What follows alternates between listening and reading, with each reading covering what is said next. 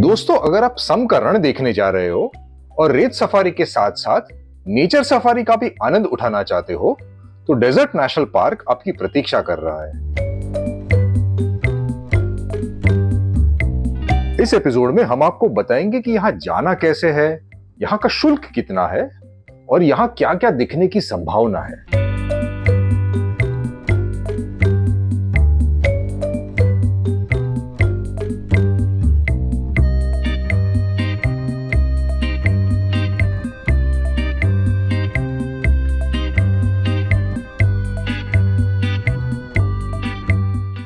Desert national park Jaisalmer से 50 kilometre की दूरी पे है और सम में जहां कॉटेजेस की लाइन लगी है वहां से केवल 15 किलोमीटर की दूरी पे।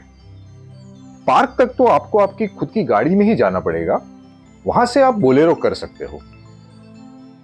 वैसे तो पार्क में घूमने के लिए आपकी खुद की गाड़ी भी चलेगी, लेकिन पथरीले रास्ते पे आपकी गाड़ी को नुकसान हो सकता है, इसीलिए ठीक यही रहेगा कि वहां से एक दूसरी गाड़ी कर लो।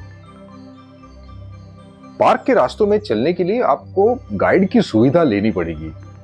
सब मिला के आधे दिन का शुल्क होगा 4,000 रुपए और पूरे दिन का शुल्क होगा 8,000 रुपए।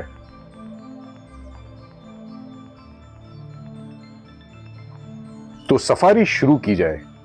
हमारे पास कोई प्रोफेशनल कैमरा तो नहीं है, लेकिन हमने जितने भी पशु और पंछी कैमरा में कैद किए हैं वो आपके लिए प्रस्तुत करने जा रहे हैं।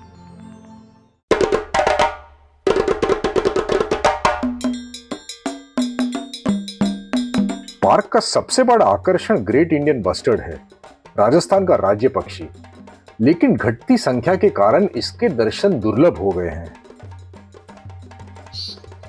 श्राइक पक्षी को कसाई भी कहते हैं क्योंकि अपने शिकार को कांटे के ऊपर टांगता है।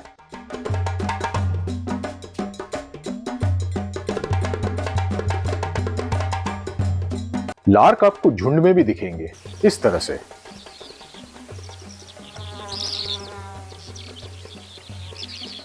इस तीतर की आवाज तो आपने कई बार सुनी होगी, आज देख भी लीजिए।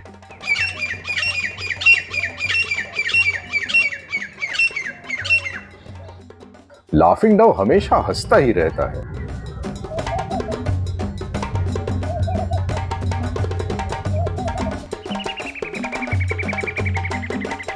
इस पंछी का नाम भी अपनी आवाज से ही पड़ता है।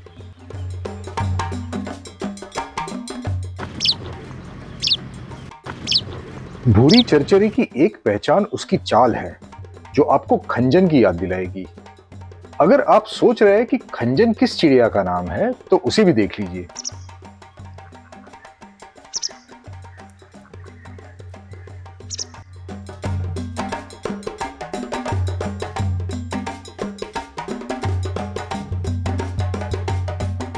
क्योंकि रण प्रदेश में पेड़ का अभाव होता है, इस कारण से बड़े कद के पंछी भी आपको जमीन पे विराजमान मिलेंगे।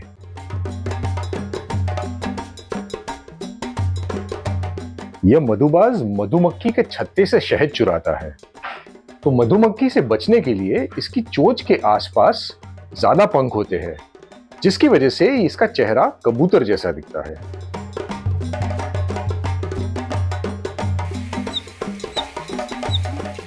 व्हीटियर आपको लगभग सूखे इलाकों में ज्यादा दिखेंगे और पेड़ से ज्यादा जमीन पे चलते हुए।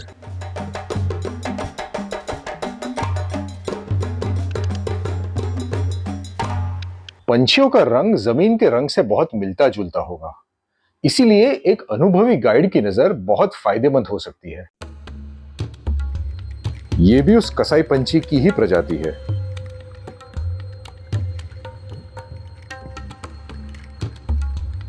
तो जीआईबी यानी ग्रेट इंडियन बस्टर्ड, जिसे हिंदी में सोन चिड़िया या गोदावन कहते हैं, आज नसीब इतना अच्छा नहीं था तो शायद हमें देखने नहीं मिला, लेकिन फिर भी मेरे पास जीआईबी को लेके एक कहानी है जिससे आपको दोनों हंसी भी आएगी और रोना भी आएगा।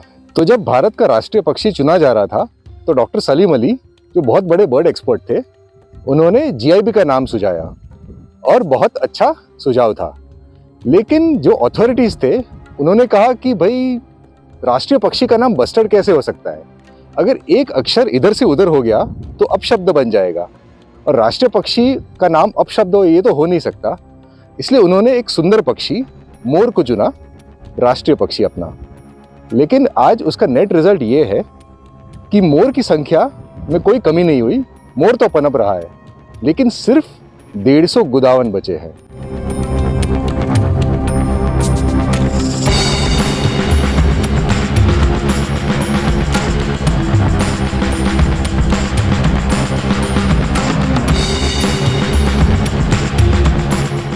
और उनके विलुप्त हो जाने के नॉर्मल कारण तो है ही, उनकी हैबिटेट लॉस है, लोग उनका एक ज़माने में शिकार करते थे, लेकिन एक और चीज़ है जो रोकी जा सकती है, वो है पवन चक्की।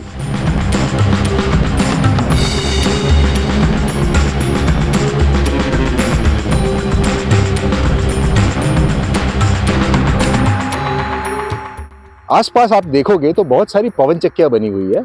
सुप्रीम कोर्ट ने ऑर्डर भी दिया है कि पवन चक्कियों का कुछ करो, गोदावन के उड़ने के रास्ते में है। गोदावन एक बहुत भारी पक्षी है, सबसे हेवीएस्ट पक्षी होगा जो उड़ सकता है। तो जब वो उड़ता है तब वो फटाफट टर्न नहीं ले सकता, इसलिए वो सीधा पवन चक्की के अंदर जाके मर जाता है।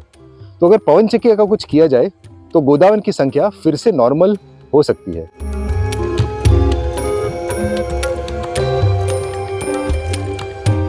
कुछ तारों पर रिफ्लेक्टर लगाई गई है ताकि गोदावन को उड़ते समय पता चले कि यहां प्रवेश निषेध है, लेकिन ये कोई स्थायी उपाय नहीं हो सकता। अगर आप सोच रहे हो कि क्या हमने सिर्फ पंछी देखे, तो नहीं, हमने पशु भी देखे हैं वहां।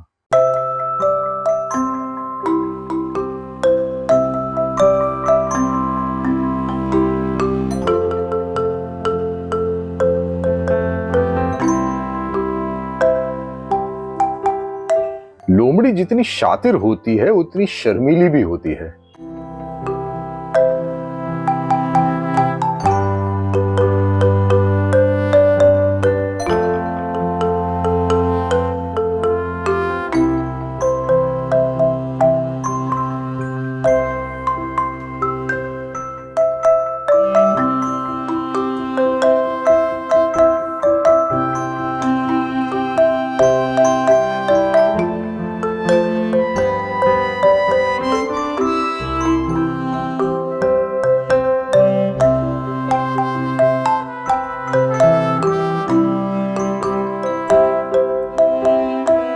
जहां हमारे गाइड रहते हैं वहां एक चिंकारा के बच्चे को भी बचा के रखा हुआ था।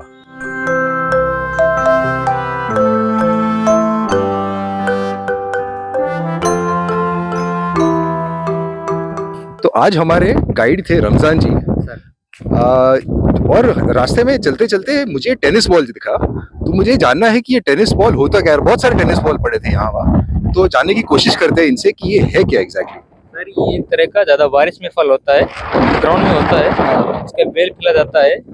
ये मतलब इंसान के लिए बहुत कड़वा रहता है ये फल। ओनली फॉर गाय बकरियां ये खा सकती है। बाकी इसमें अपन मान ले इसका जो सीड अंदर बीज होता है वो ओनली फॉर जैसे बस्टर्ड है, जैसे छोटा वाइल्ड लाइफ है, रोजेस्टाल है, वो खा सकती है।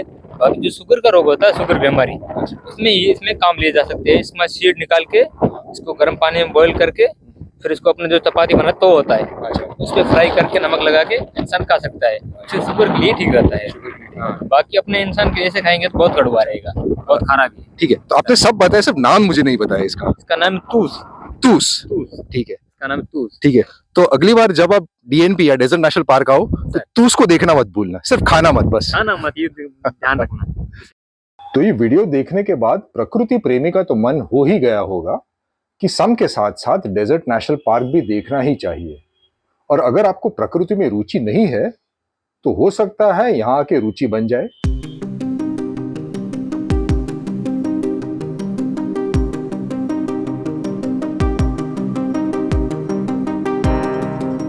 और वीडियो को अगर लाइक करोगे तो YouTube इसे दूसरे लोगों तक भी पहुंचाएगा।